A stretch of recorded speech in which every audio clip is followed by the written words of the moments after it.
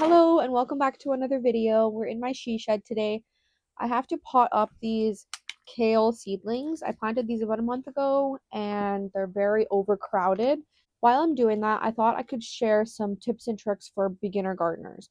So if you're just starting out in your gardening journey, if you have no idea where to start, this video is for you. I'm going to walk you through how to start your garden and share some tips and tricks that I wish I knew when I first started out.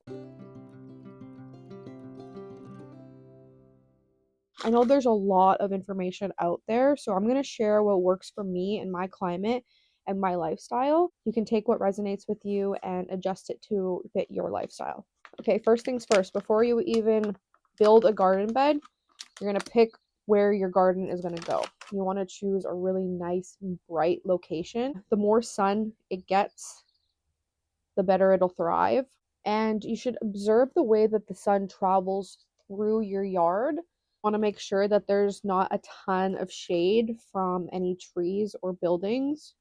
And you want to make sure that you have easy access to your garden because no one wants to trek all the way across their property just to get to their garden. It's so much easier when it's closer to your house and you can access it even just for 5 minutes of the day.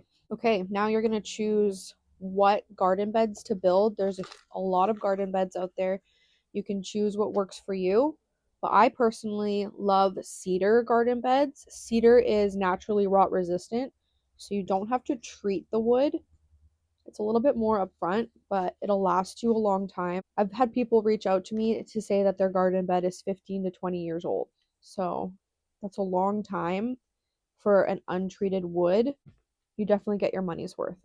We built ours with yellow cedar. We just did a simple 2x10. If I could go back with unlimited funds, I would definitely go taller, but wood is expensive and soil is expensive. So you can build your own if you have the tools for it, or you can get pre-built ones. There's a company called Cedar Planters. They have the most beautiful cedar planters and they ship them right to your front door. So I'll leave my discount code in the description below.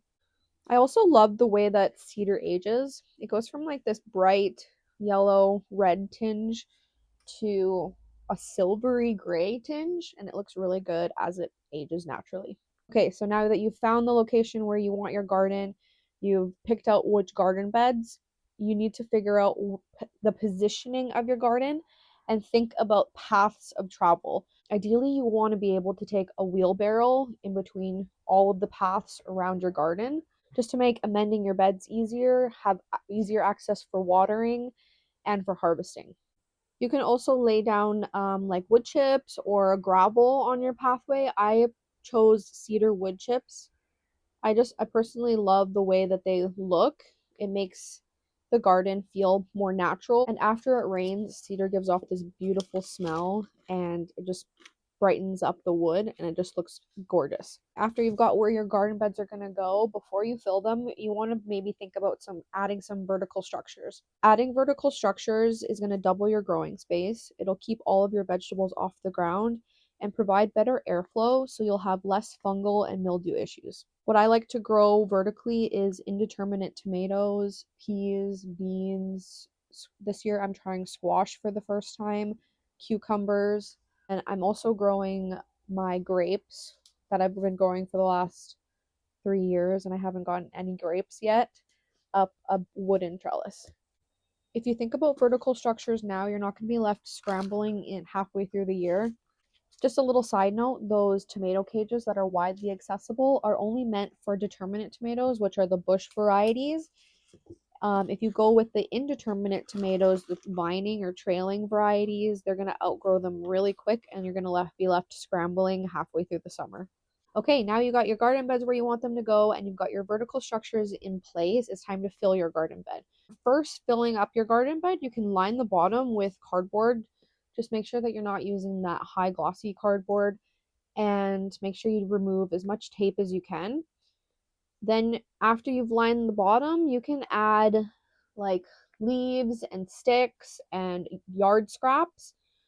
But the top layer, you want to make sure that you're using high quality soil with a nutrient rich compost. I went with a fish compost and topsoil blend. It's very nutrient rich, so I'm not having to fertilize my garden very often. And at the start of every year, I focus on soil health first. So I like to add a layer of compost down to amend my beds. And in the fall, I always protect my beds with a layer of leaves.